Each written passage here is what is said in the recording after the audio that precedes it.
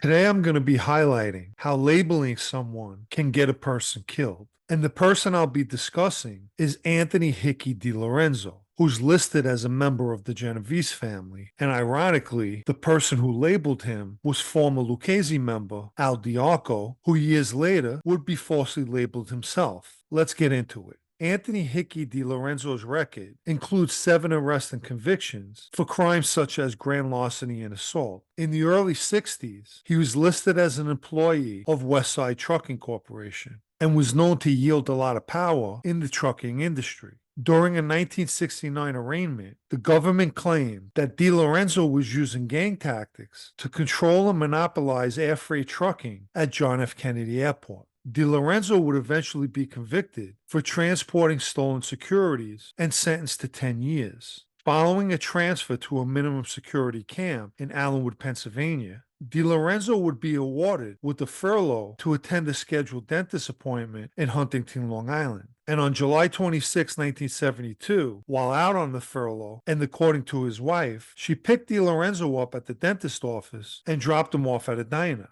Nonetheless, he never reported back to the prison, and prison officials deemed him a fugitive. As a result, the FBI launched a nationwide manhunt for him. DiLorenzo wouldn't be captured until 1977. At the time, he was living in Venezuela, but after DEA agents lured him to Panama, he was arrested. Apparently, prior to him fleeing the United States, he became aware of a new indictment involving his labor racketeering at Kennedy Airport. While serving time at Raybrook Prison in 1985, Al Diaco was one of the guys in Raybrook with DiLorenzo. But according to Diaco, DiLorenzo was acting very strange, and he became leery of him when he began bringing up drug deals. In addition, he was staying with an inmate that Diaco felt was no good. So Diaco shared his feelings about DiLorenzo with Carlo Mastrototoro, a member of the West Side's Massachusetts faction, and Jimmy Napoli, a West Side captain. After voicing his opinion, Mastrototoro told him, "We'll straighten it out in the street." In late 1988, with both Diaco and DiLorenzo out of prison, Diaco spotted him on Prince Street in Manhattan, talking with Pete Chiodo and Rafi Cuomo, who were both Lucchese members.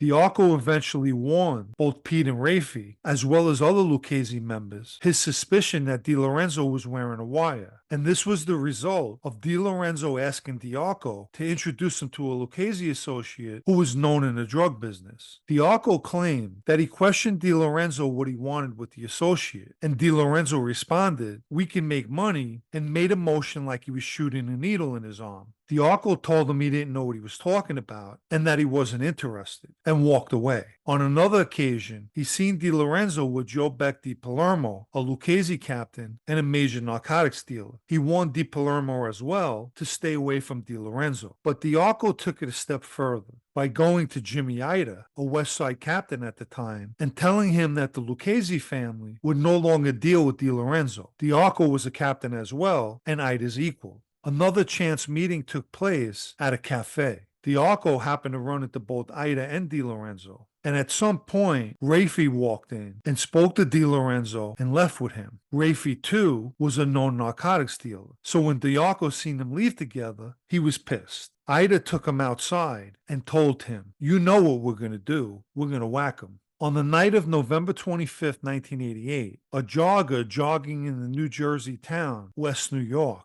witnessed a man shooting into the front door of a house that belonged to Anthony DiLorenzo. The jogger also noticed a double-parked car with New York plates in front of the house with the person in the driver's seat. He then went and called 911. The police arrived around 7:20 p.m. and found DiLorenzo shot to death on the patio located in his backyard, which conflicts the jogger's version that he's seen a man shooting into the front door. The police found the murder weapon, a gun, on the opposite side of DiLorenzo's fence. In June 1996, Ida and over a dozen others, including Barney Bellomo, were indicted with racketeering and other charges, which included DiLorenzo's murder. On the night of the murder, subpoenaed phone records from Ida's Staten Island house revealed that at 10:02 p.m., a collect call was placed from a payphone within 3 miles of DiLorenzo's house. Ida accepted that call on his house phone. A second collect call was made to Ida again at 10:31 p.m.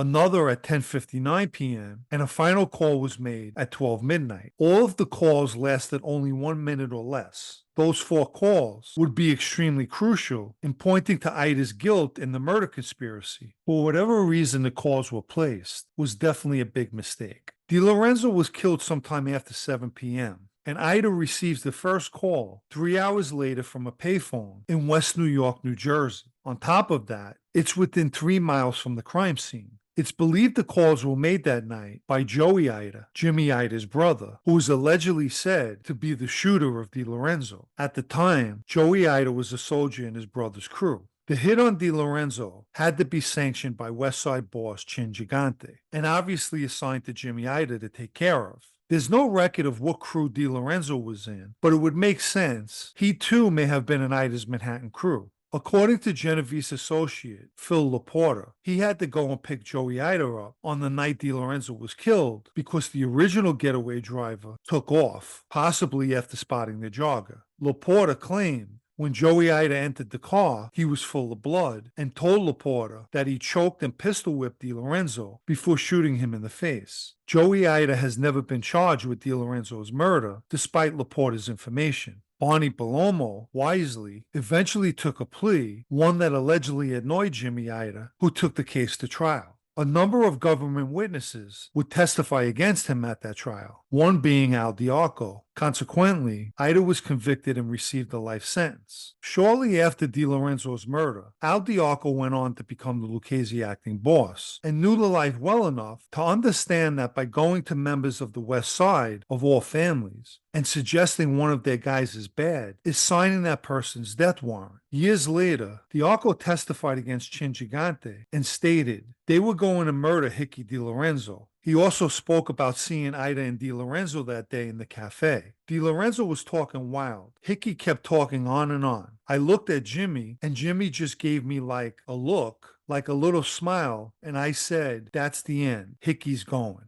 Apparently, the West Side put the word out that Dilorenzo was killed because he developed mental illness and was speaking openly about Genovese business, which is surprising that the West Side put that excuse out there, being that the business Dilorenzo was speaking of was narcotics. It's very possible Dilorenzo wasn't wearing a wire or trying to set guys up. And the mental illness may have been true because allegedly he was tortured and beaten while in custody in Panama in 1977 and supposedly was never the same. Let me quickly mention the super thanks icon, which can be found under the video in the 3-dot dropdown for anyone who'd like to show appreciation for videos like this. On September 18, 1991, members of the Lucchese family plotted to kill Al Diaco during a meeting at the Kimberly Hotel in Manhattan. I'll add a link down below to the video I did covering that incident. Diaco managed to get out of the hotel with his life and wind up cooperating shortly after.